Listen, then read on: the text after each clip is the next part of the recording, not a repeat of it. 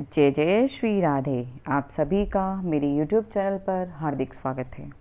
आप सभी पर मेरे कान्हा जी की कृपा हमेशा बनी रहे।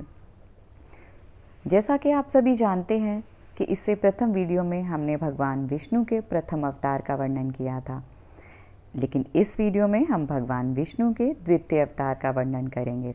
तो आइए, आप सभी से इससे पहले एक विनम्र अनुरोध है कि मेरे चैनल को सब्सक्राइब अवश्य करें, लाइक करें एवं शेयर करना ना भूलें और कमेंट बॉक्स में भगवान विष्णु की जय लिखना ना भूलें। तो आइए, अब हम शुरुआत करते हैं भगवान विष्णु के द्वितीय अवतार कच्छप अवतार की कहानी के बारे में। वैशाख मास की पूर्णिमा पर जयंती कुर्म का पर्व मनाया जाता है, जिसे कुर्म जयंती भी कहते हैं। धर्म ग्रंथों के अनुसार इसी दिन भगवान श्री हरि विष्णु ने कुर्म अर्थात कछुए का अवतार लिया था। भगवान विष्णु के कुर्म अवतार को कच्छप अवतार भी कहते हैं। ये भगवान विष्णु के दशावतारों में से द्वितीय अवतार है और 24 अवतारों में से 11वां अवतार है। भगवान श्री हरि विष्णु इस धरा पर अधर्म और असत्य का विनाश करने के लिए आते रहते हैं। अब हम बताते हैं आपको भगवान श्री हरि विष्णु के कुर्म अवतार अर्थात द्वितीय अवतार की कथा के बारे में। पुराणों के अनुसार देवता और असुरों में युद्ध होता रहता था। सभी देवतागण युद्ध में असुरों द्वारा पराजित हो गए। परेशान होकर भगवान विष्णु जी की शरण में गए और देवतागण ने भगवान विष्णु से कहा, आपके श्री चरण कमलों में हमारा प्रणाम स्वीकार हो। तब भगवान विष्णु ने देवताओं से पूछा, आप सभी देवतागण इतने परेशान क्यों हैं? तब देवताओं ने उत्तर दिया, हमें असुरों ने युद्ध में हरा दिया है, तो प्रभु असुरों से जीतने का कोई उपाय बताएं।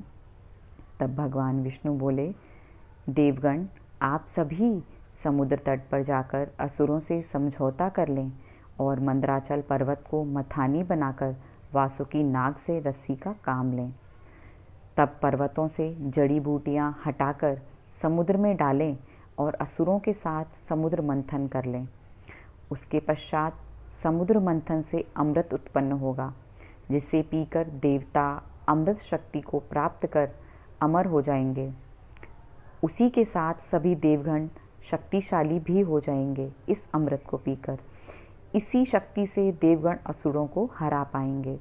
इसके बाद भगवान विष्णु को प्रणाम कर सभी देवताओं ने असुरों के साथ समझौता किया और समुद्र मंथन की तैयारी में लग गए। फिर असुर भगवान विष्णु के पास पहुँचे और बोले कि मैंने मंदराचल पर्वत को उखाड़कर समुद्र में डाल दिया। भगवान विष्णु की आज्ञा से वासुकी नाग वहाँ आए और स्वयं भगवान विष्णु जी भी वहाँ उपस्थित हुए और सभी ने प्रार्थना की कि हे भगवान, हमें आशीर्वाद दें कि हम समुद्र मंथन में सफल हो जाएं।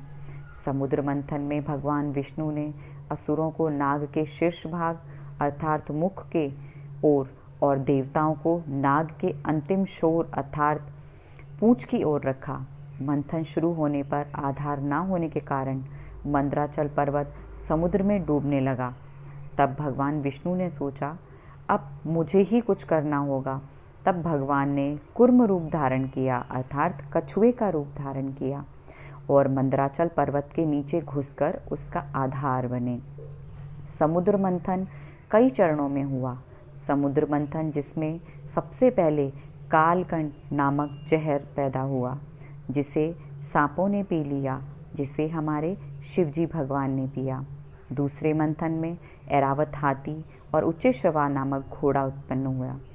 तृतीय मंथन में बहुत सुंदर स्त्री उर्वशी प्रकट हुई और चौथी बार में महावृक्ष पारिजात प्रकट हुआ।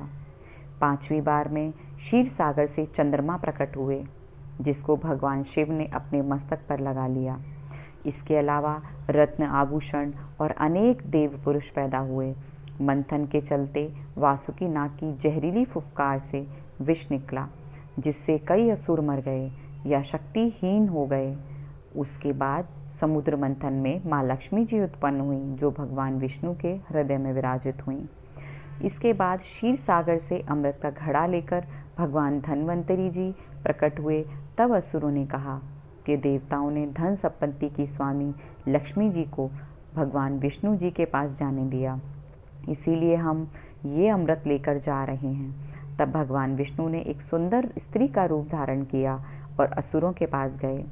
तब असुरों ने कहा, वाह क्या सुंदर स्त्री है, यह तो बिल्कुल लक्ष्मी जी की तरह है, हमें ये स्त्री ही चाहिए। स्त्री के मोहवश उन्होंने अमृत का कलश जमीन पर रख दिया। तभी भगवान विष्णु ने वह घड़ा उठाकर देवताओं को दे दिया और कहा कि असुर उस स्त्री के मोह के कारण अमृत को भूल गए हैं, तो देवगण आप सभी इस अमृत का पान कर लें। अमृत पीने के लिए देवताओं ने असुरों को युद्ध में हरा दिया। इस प्रकार भगवान विष्णु ने देवताओं के भले के लिए समुद्र मंथन किया और यहाँ पर कुर्म अर्थात कछुए का अवतार लिया।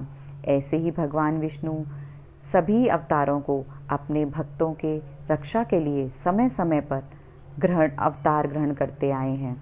ऐसे भगवान श्री विष्णु की जय जयकार हो। जय जय श्री राधे, जय जय श्री कृष्णा। आपको मेरी ये वीडियो अच्छी लगी हो तो मेरे चैनल को सब्सक्राइब करें, लाइक करें एवं शेयर करना ना भूलें। राधे राधे।